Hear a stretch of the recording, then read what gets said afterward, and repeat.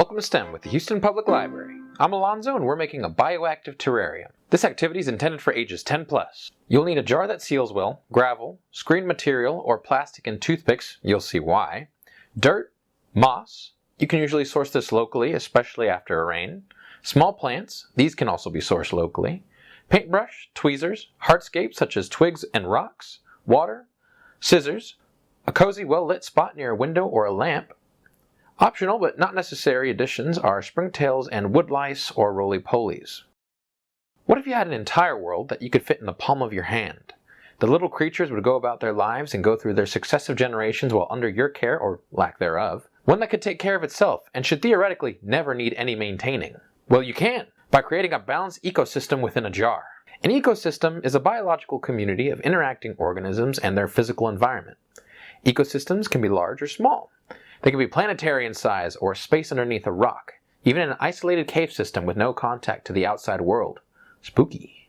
Think of an ecosystem as a combination of living and non-living things interacting together.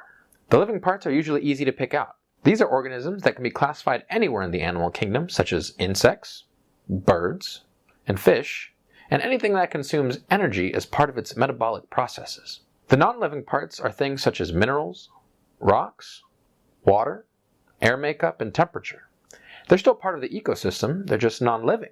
Plants use the soil to make food, which consumers then consume. Then predators will usually consume those consumers and one day will decompose. To help decomposition, bacteria and fungi will help break down the nutrients in the organism's body and make them ready for plants to use, and the cycle will continue. This is very simplified, but it's the gist of what we're going for here. Now let's make our very own. Step 1. Clean out your jar. Wash it and rinse it out. Step 2. Fill the bottom with gravel. This will prevent our soil from rotting due to constant exposure to moisture. Step 3. Cut out a piece of screen the same shape as the bottom of the jar or a piece of plastic. You can plop the screen right in, but if you use plastic, just take your toothpick and put lots of little holes so water can pass through. Then just put your piece on top of the gravel. Step 4. Place your soil on top and smooth it out with your paintbrush. Step 5. Place your hardscape in and make it look appealing to your eye. You can adjust the rocks and twigs to make it look like a small piece of jungle. Step 6. Position your plants and put the roots down in the soil. Think how they will grow and fill the terrarium. Step 7. Water. Place a small amount of water in the terrarium. A tablespoon should do. Step 8.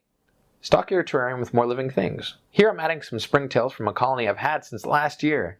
These little guys act like a cleanup crew in the terrarium and help recycle nutrients back to the plants. In their colony, they feed on fungus and mold that grows on the grain I placed inside their home. They do a great job at cleaning. Step 9. Close it, place it near a well-lit window or a lamp, and observe. It's alive! You'll want to pay attention to how much condensation is on the glass, and you should see some in the mornings and afternoons, but it should be relatively clear during the day. Then just enjoy your terrarium and watch it grow. Thanks for joining STEM activities at the Houston Public Library. Make sure to share photos of your project online and tag us using #ILoveHPL. See you next time.